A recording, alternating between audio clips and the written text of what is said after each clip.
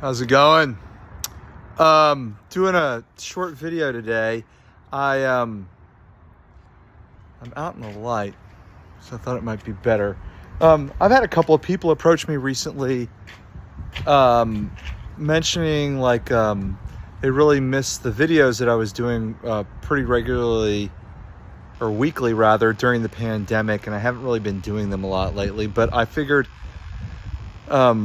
I didn't hear much from that many people back then, but then I've been bumping into people and they've been commenting on it recently. So I figured, I'll do another one really quickly based on something that's on my mind that I think is might be helpful to a lot of y'all out there. But it's also very much directly related to me.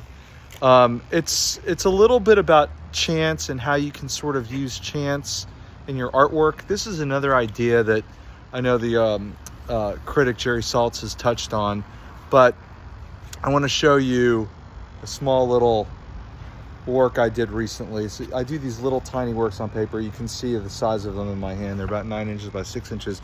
But if you look at that big oval, that's related to chance. And so in a lot of my work over the last couple of years, I've reintroduced spray paint into the work.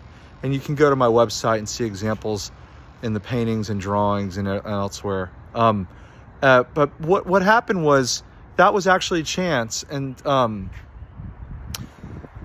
I happened to be looking at artwork in a couple of different exhibitions. I was with a friend and I saw different various uses of spray paint in those. And I had not used spray paint since maybe 2007, 2008. And in those days, I was directly tagging the work. Anyway, to be quite honest, I got really self-conscious about it because I got a review where they were lumping me in with graffiti writers at the time. It was just one brief little mention.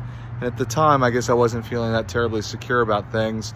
And I let it get to me because I didn't really want to be lumped in with graffiti writers. I actually thought of myself much differently than those guys, because I was, although I know a lot of them. I even lived in the same warehouse and studio spaces with them. But it wasn't really what I was all about or what I was doing. So, whatever. I left it. I put the can down, so to speak. Anyway, it was by chance that I happened to be looking at a couple of different artists about roughly 2-3 years ago, and I started thinking about it again.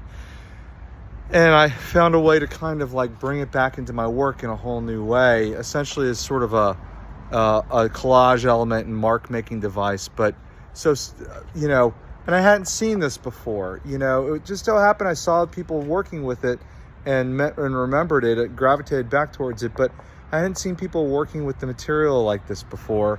And that's something I can talk about a little bit more later.